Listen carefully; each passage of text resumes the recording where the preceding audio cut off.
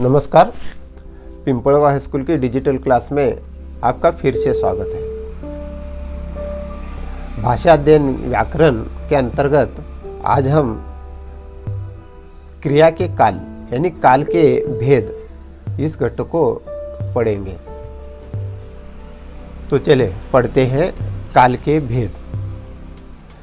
जिसके द्वारा क्रिया के होने या करने के समय का ज्ञान होता है उसे काल कहते हैं। काल के 3 भेद होते हैं, जैसे वर्तमान काल, भूतकाल और भविष्यकाल। तो छात्रों, जो भी वाक्य में क्रिया होती है उस क्रिया का कुछ ना कुछ समय होता है, उस समय को काल कहा जाता है। और ये काल के 3 प्रकार है और इसको हम एक एक करके समझते हैं। पहला प्रकार वर्तमान काल।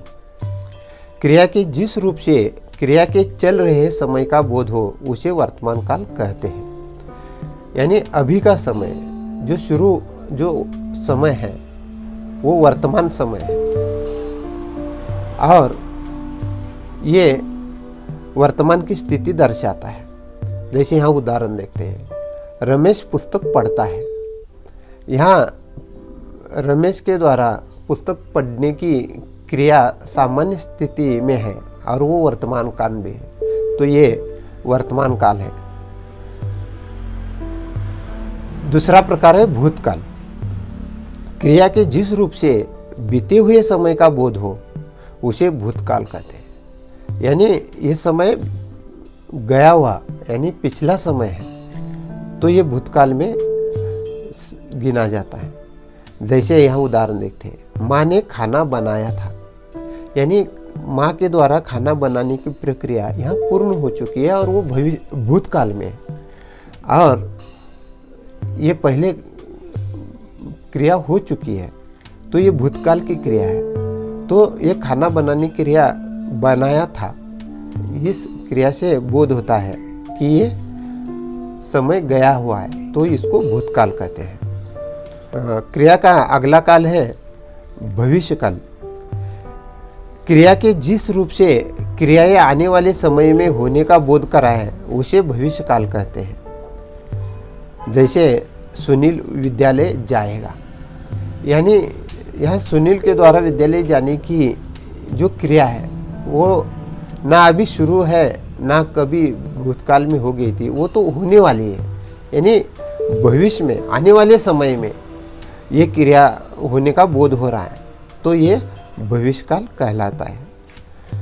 तो छात्रों, अभी ये तीनों काल को हम एक एक करके इसके उप प्रकार के साथ समझते हैं।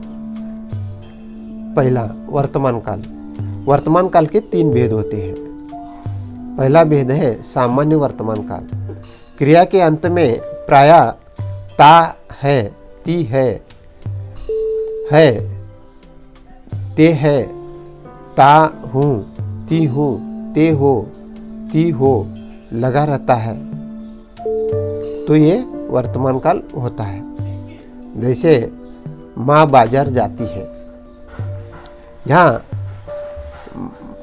माँ ये करता है और वो बाजार जाने की स्थिति में है और ये क्रिया यहाँ सामान्य स्थिति में वर्तमान काल में दर्शाती है।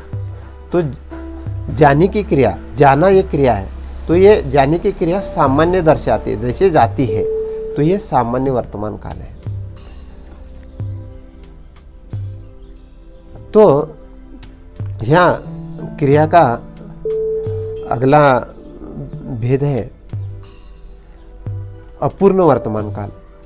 क्रिया के अंत में रहा है, रही है, रही है, रहे हैं, रहा हूँ, रही हूँ, रहे हो, रही हो लगा रहता है, तो ये अपूर्ण वर्तमान काल बनता है। जैसे वही उदाहरण देखिए, माँ बाजार जा रही है। यहाँ जाने की क्रिया अभी पूर्ण नहीं हुई है ना, ये अभी शुरू भी हो गई है लेकिन पूर्ण नहीं हो रही है, यानी ये अपूर्ण स्थिति में। तो ऐसे क्रिया की स्थिति जो अपूर्ण वर्तमान काल दर्शाती है। जा रही है, यानी जाने की क्रिया अपूर्ण है, पूर्ण नहीं होगी है, तो ये अपूर्ण वर्तमान काल है। क्रिया का अगला प्रकार है पूर्ण वर्तमान काल। क्रिया के अंत में आ है, या है, ये है, ये है लगा रहता है। उदाहरणार्थ माँ बाजार गई है, यानी यह माँ के द्वारा बाजार जाने की क्रिया पूर्ण हो गई है, लेकिन अभी अभी पूर्ण हो गई है, यानी वर्तमान काल की स्थिति है, तो ये पूर्ण वर्तमान काल है। इस तरह तो यहाँ हम वर्तमान काल के 3 प्रकार देखे: सामान्य वर्तमान काल, अपूर्ण वर्तमान काल तथा पूर्ण वर्तमान काल। अभी हम भूतकाल को समझते हैं। भूतकाल के भी 3 भेद होते हैं। पहला भेद है सामान्य भूतकाल। क्रिया के अंत में आ, या, ये लगा रहता है। यहाँ ध्यान दीजिए, था, थी, थे का प्रयोग नहीं होता है। यहाँ उदाहरण देखिए, विजय खेलने गया, यानी यहाँ विजय द्वारा खेलने जाने की स्थिति सामान्य तथा ये भूतकाल की है, तो ये सामान्य भूतकाल है। अभी भूतकाल का अगला प्रकार है अपूर्ण भूतकाल। क्रिया के अंत में रहा था, रही थी, रहे थे इत्यादि लगा रहता है, तो ये अपूर्ण भूतकाल होता है।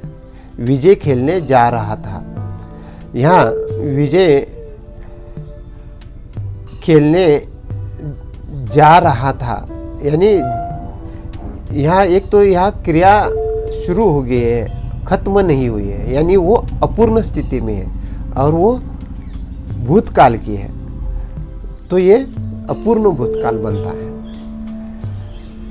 जैसे विजय खेलने जा रहा था, इसमें जाना ये क्रिया है, अपूर्ण स्थिति में है, ना वो पहुंचा है और वो जाने की क्रिया शुरू भी हो गई है, तो ये अपूर्ण स्थिति जैसे होती है वो अपूर्ण भूतकाल कहा जाएगा।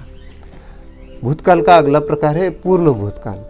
क्रिया के अंत में आ, या, ये, था, थी, थे लगा रहता है, तो ये पूर्ण भूतकाल बनता है। यहाँ उदाहरण देखिए, विजय खेलने गया था, यहाँ जाना इस क्रिया का रूपांतर गया था इसमें हो गया है, और गया था इसे हमें बोध होता है कि ये स्थिति पूर्ण हो गई है और वो भूतकाल की है, तो ये पूर्ण भूतकाल है। छात्रों, काल भेद का दूसरा प्रकार भूतकाल, जिसमें आपने भूतकाल के 3 भेद, सामान्य भूतकाल, अपूर्ण भूतकाल तथा पूर्ण भूतकाल, इसको समझ लिया है। अभी हम भविष्य काल को समझते हैं। भविष्य काल के भी 3 भेद होते हैं। पहला भेद है सामान्य भविष्य काल, जिस क्रिया से यह पता चले कि अब क्रिया सामान्य रूप से होने वाली है, तो वो सामान्य भविष्य काल बनता है। जैसे संजय पुस्तक पढ़ेगा, यानी पढ़ना ये क्रिया भविष्य काल का बोध करा रही है, तो ये सामान्य भविष्य काल की स्थिति है। दूसरा भविष्य काल का प्रकार है संभाव्य भविष्य काल। क्रिया के भविष्य में होने की संभावना हो, ऐसी स्थिति में ये संभाव्य भविष्य काल बनता है। जैसे उदाहरण देखिए, हो सकता है कल बरसात हो, यानी यहाँ बरसात होने की संभावना व्यक्त की गई है। हो भी सकती है या नहीं भी हो सकती, लेकिन शक्यता यानी संभावना व्यक्त की है, तो ऐसे संभावना व्यक्त होते हैं, तो ये संभाव्य भविष्य काल बनता है। भविष्य काल का तीसरा प्रकार है हेतु मद भविष्य काल। भविष्य काल का वह रूप जिसमें क्रिया का होना किसी कारण पर निर्भर हो। जैसे तुम मेहनत करोगे तो सफल हो जाओगे, यानी यह सफल होने की जो क्रिया है मेहनत करने पर निर्भर है, यानी किसी कारण पर क्रिया का निर्भर होना होता है। तो ऐसी स्थिति में हेतु मद भविष्य काल बनता है। तुम मेहनत करोगे तो सफल हो जाओगे। यानी सफल होने की भविष्यकाल की जो संभावना है वो मेहनत करने के ऊपर निर्भर है। तो ऐसी स्थिति में ये हेतुमत भविष्यकाल बनता है। तो छात्रों, यहाँ काल भेद का तीसरा प्रकार भविष्यकाल, इसमें जो 3 प्रकार है, सामान्य भविष्यकाल, संभाव्य भविष्यकाल तथा हेतुमत भविष्यकाल, इसको आपने समझ लिया है। तो यहाँ क्रिया के जो काल है यानी काल के भेद यहाँ पूर्ण होते हैं। तो छात्रों, इस काल भेद घटक के आधार पर आपको यहाँ हम कुछ प्रश्न दे रहे हैं। तो ये स्वाध्याय के रूप में जो प्रश्न है इसको आप हल कीजिए। तो निम्नलिखित वाक्यों का कोष्टक में दी गई सूचना के अनुसार काल परिवर्तन कीजिए। तो यहाँ वाक्य दिए हैं और वाक्य के आगे कोष्टक में सूचना दी गई है। तो जो सूचना है उसके अनुसार इस वाक्य का परिवर्तन करना है। तो ये आप अपने वही में लिख करके सभी प्रश्नों को हल कीजिए। उम्मीद करता हूँ कि आपको पाठ अच्छा लगा होगा। तो इसको आप लाइक कीजिए। आप इस चैनल पर नए हैं तो इस चैनल को सब्सक्राइब कीजिए तथा बगल की बेल घंटी को दबाइए। अपने दोस्तों के साथ ये वीडियो शेयर कीजिए। धन्यवाद।